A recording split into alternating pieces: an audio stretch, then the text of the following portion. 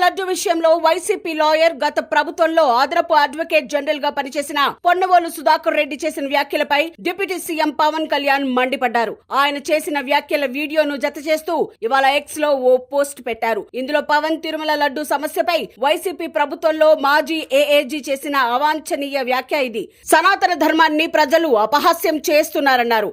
విచిత్రం ఏంటంటే ఇతను హిందువు అంటూ ట్వీట్ లో పేర్కొన్నారు.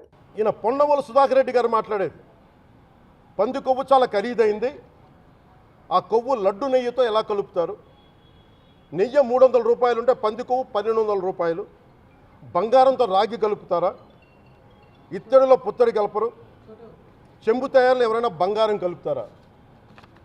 మదమెక్కిన మాటలు పొన్నవోలు సుధాకర్ రెడ్డి గారు. మదమెక్కి వస్తే ఇట్లాంటి మాటలే వస్తాయి. మీరు నా మీద కోర్టులో కేసులు వేసుకుంటారో ఏమి చేసుకుంటారో చెప్తే మీరు ఏజీపీలు కదా, మీ దగ్గర వేల కోట్ల డబ్బులు ఉన్నాయి కదా, వేసుకోండి కోర్టులో, చెప్పండి. సనాతన ధర్మానికి నోటికొచ్చినట్టు మాట్లాడితే మిమ్మల్ని అందరినీ రోడ్ల మీదకి లాగుతాం, గుర్తుపెట్టుకోండి. తప్పు జరిగింది, ప్రాయశ్చిత్తం చేసుకోండి, లేదంటే మౌనంగా మాట్లాడకుండా ఉండండి. మా మనోభావాలు ఇంకా రెచ్చగొట్టేలా మాట్లాడొద్దు.